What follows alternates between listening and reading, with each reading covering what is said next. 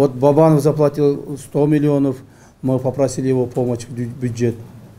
То есть таким образом каждый день какие-то десятки, сотни миллионов бюджет оплачивают наши коррупционеры. Өмүрбек Токтогуловичтин иштери боюнча көптөгөн изилдөөлөр жүрдү. Алар биринчиден ал изилдөөлөр финансовый полицияда жүргөн мурда бизге чейин. Финансовый полициядан кийин ал иштердин баары бизге өткөн. Биз дагы 2 ай 3 ай текшердик бардыгын. Баарын карап чыктык. Жана биздин тергөөчүлөр ушундай чечим чыгарышты. Бул жерде личный жеке Бабановдун жанын туугандарынын эч кандай ушул жерге мындай бир чоң эч кимге зыян келтирбегендиги аныкталды. Так, аныкталды. Анан кийин Бабанов менен сүйлөштүк, жардам берди. Бюджетке жардам берди, бере берсин. Ким берем десе биз отказ кылбайбыз.